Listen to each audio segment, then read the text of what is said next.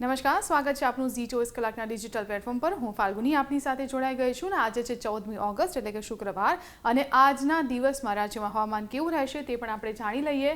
તો ખાસ કરીને દક્ષિણ ગુજરાતમાં વરસાદી માહોલ આપણને જોવા મળી રહ્યો છે। મધ્ય ગુજરાતમાં વડોદરામાં વરસાદ આવી શકે છે, અમદાવાદમાં પણ વરસાદની શક્યતા છે। આ સાથે દાહોદમાં છેલ્લા 4 થી 5 દિવસથી અહીં વરસાદ પડી રહ્યો છે। અહીં જે મધ્યપ્રદેશની સાથે જેની સીમાઓ જોડાયેલી છે અને મધ્યપ્રદેશમાં એક ખૂબ જ સારી એવી સ્ટ્રોંગ એવી વરસાદી સિસ્ટમ સક્રિય થઈ હતી અને તેની જ અસર અહીં જોવા મળી રહી હતી। એટલે દાહોદ અને એની સાથે આસપાસના જે જિલ્લાઓ છે ત્યાં વરસાદની શક્યતા છે। સૌરાષ્ટ્ર તરફ થોડું જોઈએ તો ભાવનગરમાં વરસાદની શક્યતા છે, ઉના દરિયા કિનારાના વિસ્તારમાં વરસાદ દેખાઈ રહ્યો છે, જૂનાગઢમાં થોડો ઘણો વરસાદ આવી શકે છે।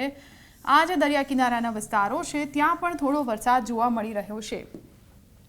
ખાસ આપણે વાત કરીએ ફરીથી દક્ષિણ ગુજરાતમાં વરસાદી માહોલ જામી શકે છે, વડોદરા અને દાહોદમાં પણ વરસાદની શક્યતા છે।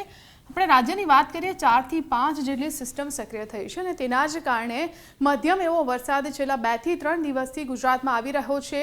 ગઈકાલની વાત કરીએ નવસારી સહિતના જિલ્લાઓમાં પણ વરસાદ પડ્યો હતો અને ખાસ કરીને જે મધ્ય ગુજરાતના જિલ્લાઓ છે, ઉત્તર ગુજરાત છે ત્યાં પણ વરસાદી માહોલ જોવા મળી રહ્યો છે અને આગામી લગભગ 4 થી 5 દિવસ સુધી આવો જ માહોલ યથાવત રહી શકે છે। એટલે રાજ્યના અનેક જે વિસ્તારો છે તેમાં મધ્યમથી ભારે વરસાદ પડી શકે છે।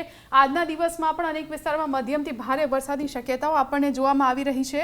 આપણે થોડો સાંજનો સમય પણ આજના દિવસે જો જોઈ લઈએ તો બપોર 2 વાગ્યે કંઈક આવી સ્થિતિ છે, સાંજે 5 વાગ્યે પણ લગભગ આપ જોઈ શકો છો સૌરાષ્ટ્રના કેટલાક વિસ્તારોની સાથે સાથે જે દક્ષિણ ગુજરાત છે, વડોદરા સહિતના મધ્ય ગુજરાતના વિસ્તાર છે, દાહોદ છે, ફરીથી અમદાવાદ છે, અહીં ગાંધીનગર, મહેસાણા, પાલનપુર સહિતના જે વિસ્તારો છે આ તમામ વિસ્તારોમાં વરસાદ જોવા મળી રહ્યો છે। એટલે કે આજના જે દિવસ છે તેમાં સૌરાષ્ટ્રના કેટલાક વિસ્તારો અને કચ્છને બાદ કરતાં લગભગ આખા રાજ્યમાં મધ્યમ વરસાદની શક્યતા વ્યક્ત કરવામાં આવી રહી છે અને આગામી 3 થી 4 દિવસ પણ આવું જ વાતાવરણ રહી શકે છે।